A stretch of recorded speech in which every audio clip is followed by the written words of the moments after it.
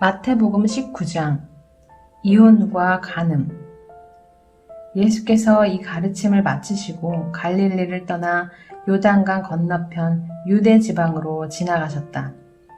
그곳에서 큰 무리가 따라오자 예수께서 그들을 고쳐주셨다. 하루는 바리새인들이 그분을 귀찮게 했다. 무엇이든 이유만 있으면 남자가 아내와 이혼하는 것이 율법에 맞습니까? 예수께서 대답하셨다. 너희는 창조주께서 본래 남자와 여자를 서로를 위해 지어주신 것을 성경에서 읽어보지 못했느냐? 그러므로 남자는 부모를 떠나 아내와 굳게 맺어져 한 몸이 된다. 더 이상 둘이 아니라 한 몸이다. 남자와 여자의 이 유기적인 연합은 하나님께서 창조하신 것이다. 그러니 누구도 그들을 갈라놓아서 그분의 작품을 모독해서는 안 된다. 그들이 반박하며 쏘아붙였다. 그렇다면 모사는 왜 이혼 증서와 이혼 절차에 대한 지침을 주었습니까? 예수께서 말씀하셨다. 모세는 너희의 사악한 마음을 염려해서 이혼을 규정했지만 그것이 하나님의 처음 계획은 아니다. 너희는 처음 계획을 따라야 한다. 만일 너희가 정숙한 아내와 이혼하고 다른 여자와 결혼하면 너희는 간음죄를 짓는 것이다. 다만 배우자가 간음을 저지른 경우는 예외다. 예수의 제자들이 의의를 달았다. 이것이 결혼의 조건이라면 우리는 막막합니다. 어쩌자고 결혼을 하겠습니까? 예수께서 말씀하셨다. 누구나 다 결혼 생활을 할 만큼 성숙한 것은 아니다. 결혼해서 살려면 어느 정도 자질과 은혜가 필요하다. 결혼은 모든 사람을 위한 것이 아니다. 나면서부터 결혼에 일절 관심 없는 사람도 있다. 청혼을 받지 않거나 청혼에 응하지 않는 사람도 있다. 그런가 하면 하나님 나라를 위해 결혼하지 않기로 결심하는 사람도 있다. 그러나 너희가 성숙하여 결혼의 큰 뜻에 이를 수 있겠거든 그렇게 하여라. 부자와 하나님 나라. 하루는 사람들이 예수께서 손을 얹어 기도해 주시기를 바라며 그분께 아이들을 데려왔다. 하지만 제자들이 그들을 쫓아냈다. 그러자 예수께서 끼어드셨다. 아이들을 그냥 두어라. 나한테 오는 것을 막지 마라. 하나님 나라는 이 아이들과 같은 사람들로 이루어진다. 예수께서 아이들에게 손을 얹어 기도해 주신 뒤에 떠나셨다. 또 하루는 어떤 사람이 예수를 막아서며 물었다. 선생님, 제가 무슨 선행을 해야 영원한 생명을 얻겠습니까? 예수께서 말씀하셨다. 어째서 나에게 선한 것이 무엇인지 묻느냐? 선하신 분은 하나님 한 분뿐이시다. 하나님의 생명에 들어가고 싶거든 그분의 말씀대로 행하여라. 그 사람이 물었다. 구체적으로 어느 말씀입니까? 예수께서 말씀하셨다. 살인하지 마라, 간음하지 마라, 도둑질하지 마라, 거짓말하지 마라, 내 부모를 공경하라, 그리고 내 자신을 사랑하듯이 내 이웃을 사랑하라. 그 젊은이가 말했다. 제가 그것들은 다 지켰습니다. 무엇을 더 해야 하겠습니까? 예수께서 대답하셨다. 내게 있는 것 전부를 드리려거든 가서 내 재산을 팔아서 가난한 사람들에게 다 주어라. 그러면 내 모든 부가 하늘에 있게 될 것이다. 그런 다음 와서 나를 따르라. 그것은 그 젊은이가 전혀 예상치 못한 말씀이었다. 그는 기운이 쭉 빠져 예수를 떠나갔다. 그는 많은 것을 움켜쥐고 있어서 차마 그것을 놓을 수 없었다. 그가 떠나가는 모습을 보며 예수께서 제자들에게 말씀하셨다. 부자가 하나님 나라에 들어가는 것이 얼마나 어려운지 아느냐? 내가 너희에게 말한다. 부자가 하나님 나라에 들어가는 것보다 낙타를 급히 몰아 바늘귀를 통과하는 것이 더 쉽다. 제자들이 망연자실했다. 그러면 어느 누가 가망이 있겠습니까? 예수께서 그들을 유심히 바라보며 말씀하셨다. 너희 힘으로 해낼 수 있다고 생각하면 전혀 가망이 없다.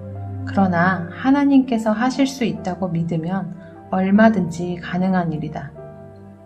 그러자 베드로가 맞장구를 쳤다. 우리는 모든 것을 버리고 주님을 따랐습니다. 그래서 우리가 무엇을 얻겠습니까? 예수께서 대답하셨다. 그렇다. 너희는 나를 따랐다. 세상이 재창조되고 인자가 영광 가운데 다스릴 때 나를 따르던 너희도 이스라엘 12지파를 시작으로 함께 다스릴 것이다. 너희뿐 아니라 누구든지 나 때문에 집이나 가족이나 땅이나 그 무엇이든 희생하는 사람은 그 모든 것을 100배로 돌려받을 것이다. 영원한 생명을 덤으로 받은 것은 말할 것도 없다. 이것은 위대한 반전이다. 먼저였으나 나중되고 나중이었으나 먼저 될 사람이 많을 것이다. 마태복음 20장 위대한 반전. 하나님 나라는 아침 일찍 자기 포도원에서 일할 일꾼들을 고용하러 나간 재산 관리인과 같다. 일꾼들은 일당 5만 원에 합의하고 일하러 갔다. 얼마 후 9시쯤에 관리인은 동네 공터에서 일 없이 어슬렁거리고 있는 다른 사람들을 보았다. 그는 그들에게 자기 포도원에 가서 일하라고 하면서 품삯을 상당히 쳐주겠다고 했다. 그들은 일하러 갔다. 관리인은 정오에도 그리고 3시에도 똑같이 그렇게 했다. 5시에 다시 나가보니 아직도 서성이는 사람들이 있었다. 그가 말했다. 당신들은 왜 하루 종일 하는 일 없이 서성거리고 있어? 그들이 말했다. 아무도 우리를 써주지 않아서 그렇습니다. 관리인은 그들에게 자기 포도원에 가서 일하라고 했다. 드디어 하루 일이 끝나자 포도원 주인이 작업반장에게 지시했다. 일꾼들을 불러서 품삯을 주어라. 나중에 고용한 사람부터 시작해서 먼저 온 사람까지 그렇게 하여라. 5시에 고용된 사람들이 와서 각각 5만 원씩 받았다. 먼저 고용된 사람들이 그것을 보고는 자기들은 훨씬 더 많이 받을 줄로 알았다. 그러나 그들도 똑같이 5만 원씩 받았다. 5만 원을 주고서 그들은 화가 나서 관리인에게 투덜거렸다. 마지막에 온 일꾼들은 고작 1시간밖에 일하지 않았는데도 하루 종일 땡볕에서 고생한 우리와 똑같이 대우했습니다. 관리인은 모두를 대신해서 말한 그 일꾼에게 대답했다. 친구여, 나는 부당하게 하지 않았소. 우리는 품삯을 5만 원에 합의하지 않았소? 그러니 받아가시오. 나는 맨 나중에 온 사람들에게도 당신과 똑같이 주기로 정했소. 내 돈으로 내 맘대로 할 수도 없단 말이오. 내가 후하다고 해서 당신들이 인색해지려는 것이오. 여기에 다시 한번 위대한 반전이 있다. 먼저였으나 나중이 되고 나중이었으나 먼저 될 사람이 많을 것이다. 이 잔을 마실 수 있느냐? 예수께서 예루살렘을 향해 한참을 가시다가 12 제자를 길가로 따로 불러 말씀하셨다. 내 말을 잘 들어라. 우리는 지금 예루살렘으로 올라가는 길이다. 그곳에 가면 인자는 종교 지도자와 학자들에게 넘겨질 것이다. 그들은 인자에게 사형을 선고할 것이다. 그리고 인자를 로마 사람들에게 넘겨주어 조롱하고 고문하고 십자가에 못 박을 것이다. 그러나 사흘째 되는 날에 인자는 다시 살아날 것이다.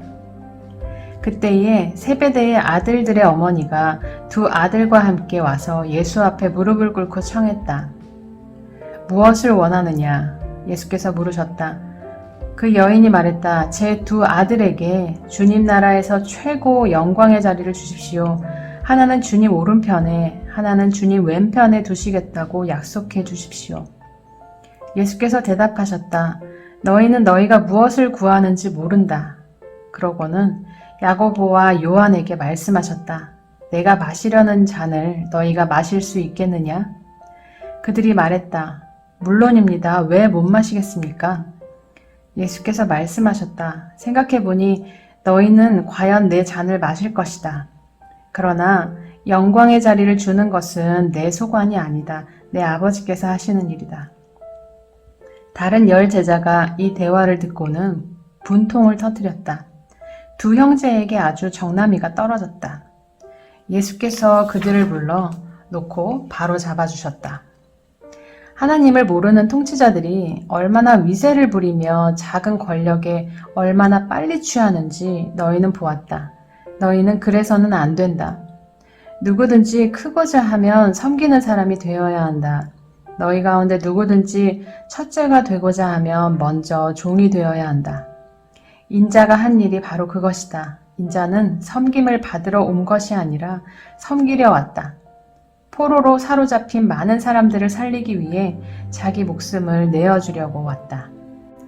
그들이 여리고를 떠나려는데 큰 무리가 따라왔다. 그때 길가에 앉아있던 눈먼 두 사람과 마주쳤다. 두 사람은 예수께서 지나가신다는 말을 듣고는 갑자기 소리쳤다. 주님, 우리를 불쌍히 여겨 주십시오. 다윗의 자손이여, 불쌍히 여겨 주십시오. 무리가 그들을 조용히 시키려고 했으나 그들은 더 크게 소리쳤다. 주님, 우리를 불쌍히 여겨 주십시오. 다윗의 자손이여, 불쌍히 여겨 주십시오. 예수께서 걸음을 멈추시고 그들을 부르셨다. 내게 무엇을 원하느냐? 그들이 말했다. 주님, 눈을 뜨기 원합니다. 보기 원합니다. 예수께서 몹시 측은한 마음에 그들의 눈을 만져주셨다. 그들은 그 즉시 시력을 되찾았고 행렬에 함께했다. 마태복음 21장. 예루살렘 입성. 일행이 예루살렘 가까이 와서 올리브산 벳바게에 이르렀을 때 예수께서 두 제자를 보내시며 지시하셨다. 맞은편 마을로 가거라. 거기에 나귀가 매어 있고 새끼도 함께 있을 것이다. 줄을 풀어서 내게로 끌고 오너라. 왜 그러느냐고 누가 묻거든 주님께서 필요로 하십니다 하여라. 그러면 보내줄 것이다. 이것은 일찍이 예언자가 다음과 같이 그려낸 이야기의 전말이다. 시온의 딸에게 말하여라. 보아라, 너희 왕이 오시는데 의연하게 준비된 모습으로 나귀를 타셨으니 어린 나귀 곧 짐 나르는 짐승의 새끼다.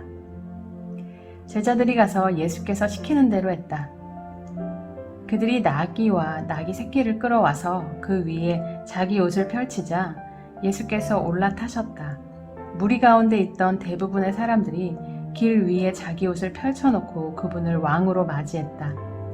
다른 사람들은 나뭇가지를 꺾어다가 길에다 깔며 그분을 환영했다. 무리가 앞서가고 뒤따르면서 일제히 소리쳤다. 다윗의 자손께 호산나, 복되다, 하나님의 이름으로 오시는 이여, 하늘 가장 높은 곳에서 호산나.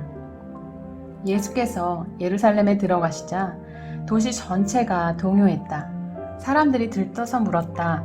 무슨 일이요? 이 사람이 누굽니까? 행렬의 무리가 대답했다. 갈릴리 나사렛에서 나신 예언자 예수이십니다. 성전을 깨끗하게 하시다. 예수께서 곧바로 성전으로 가셔서 상점을 차려놓고 사고 파는 사람들을 모두 쫓아내셨다. 고리 대금 업자들의 가판대와 비둘기 상인들의 진열대도 엎으셨다. 예수께서 다음 말씀을 인용하셨다. 내 집은 기도하는 집이라고 일컬어졌다.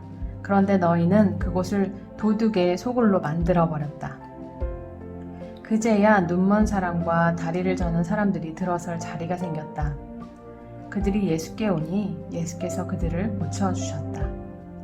종교 지도자들은 예수께서 하시는 엄청난 일들을 보고 또 성전에서 내달리며 다윗의 자손께 호산나 하고 외치는 아이들의 소리를 듣고는 발끈하여 예수께 따졌다. 이 아이들이 뭐라고 말하는지 듣고 있소? 예수께서 말씀하셨다. 물론 듣고 있다. 너희는 내가 아이들과 아기들의 입에서 나오는 말로 찬양의 집을 꾸미겠다고 하신 말씀을 읽어보지 못하였느냐? 예수께서 진저리를 내시며 돌아서서 그 도성을 떠나셨다. 베다니로 가셔서 그곳에서 밤을 지내셨다. 말라버린 무화과 나무. 이튿날 아침 일찍 다시 도성으로 가시는데 예수께서 배가 고프셨다. 예수께서 길가에 있는 무화과 나무 한 그루를 보시고 무화과로 아침 끼니를 때울까 하여 가까이 다가가셨다. 나무 옆에 가서 보니 무화과 잎사귀밖에 없었다. 예수께서 이제부터 이 나무에 영원히 무화과가 열리지 않을 것이다 하고 말씀하셨다. 그 즉시 무화과 나무가 마른 막대기처럼 말라버렸다. 이것을 본 제자들이 눈을 비비며 말했다. 우리가 본 것이 정말인가? 방금 전까지도 잎이 무성한 나무였는데 금세 마른 막대기가 되다니. 예수께서 차분히 말씀하셨다. 그렇다. 너희가 이 천국의 삶을 품고 하나님을 의심하지 않으면 너희도 내가 무화과 나무에 한 것처럼 작은 일들을 행하고 또한 큰 장애물까지 극복하게 될 것이다.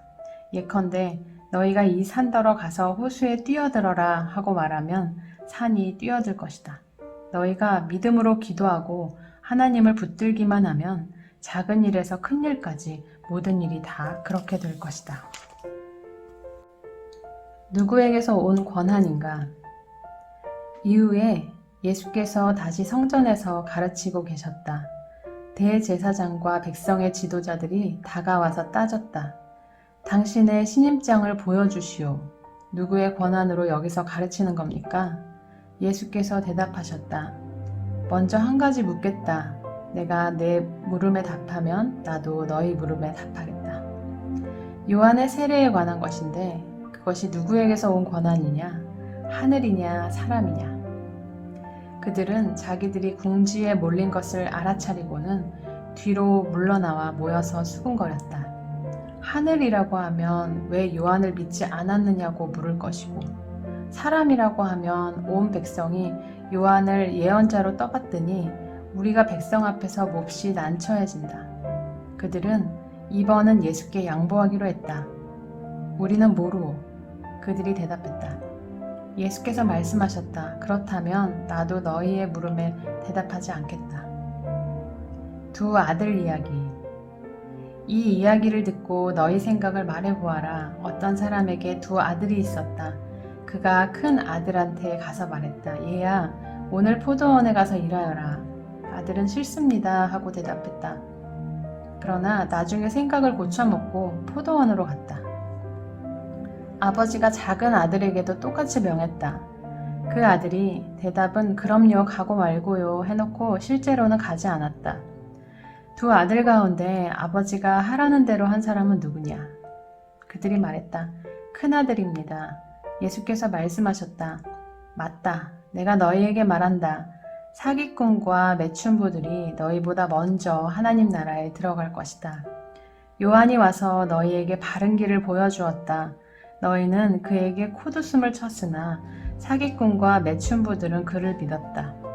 그들의 달라진 삶을 보았으면서도 너희는 도무지 그를 믿고 달라질 생각이 없었다. 욕심 가득한 소작농들 이야기. 여기 다른 이야기가 있다. 잘 들어라. 어떤 부자 농부가 포도원을 세웠다. 그는 포도원에 울타리를 치고 포도즙 짜는 틀을 파고 망대를 세운 다음에 소작농들에게 맡기고 먼 길을 떠났다. 포도를 수확할 때가 되자 그는 수익을 거두려고 자기 종들을 보냈다. 소작농들은 종 하나를 잡아서 마구 때렸고 다른 종은 죽였고 또 다른 종을 돌로 쳤으나 그는 겨우 도망쳤다. 주인은 다시 종들을 더 많이 보냈다. 그들도 똑같은 대우를 받았다. 주인은 속수무책이었다. 그는 자기 아들을 보내기로 했다. 저들이 내 아들만큼은 존중하겠지 하고 생각했던 것이다. 그러나 아들이 오는 것을 본 소작농들은 욕심이 가득하여 두 손을 비볐다. 이 자는 상속자다. 그를 죽이고 우리가 재산을 다 차지하자. 그들은 그 아들을 잡아서 밖으로 내쫓고는 죽여버렸다. 자, 포도원 주인이 먼 길에서 돌아오면 이 소작농들에게 어떻게 할 것 같으냐? 그 못된 일당을 죽일 것입니다. 죽어 마땅한 자들입니다. 그들이 대답했다. 그리고 포도원은 제때에 수익을 바칠 만한 소작농들한테 맡길 것입니다. 예수께서 말씀하셨다. 맞다. 너희가 성경을 직접 읽어보면 알 것이다. 석공들이 내버린 돌이 이제 모퉁이돌이 되었다. 이것은 하나님께서 행하신 일, 눈을 씻고 보아도 신기할 따름이다. 너희한테도 똑같다. 하나님 나라를 너희에게서 빼앗아 그 나라의 삶을 살아갈 사람들한테 넘겨줄 것이다. 누구든지 이 돌에 걸려 넘어지는 사람은 부서질 것이요. 이 돌이 그 사람 위에 떨어지면 그는 완전히 가루가 될 것이다.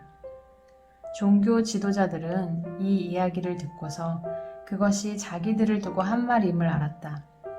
그들은 예수를 체포해 감옥에 가두고 싶었으나 여론이 두려워 참았다. 대부분의 사람들이 예수를 하나님의 예언자로 알았던 것이다.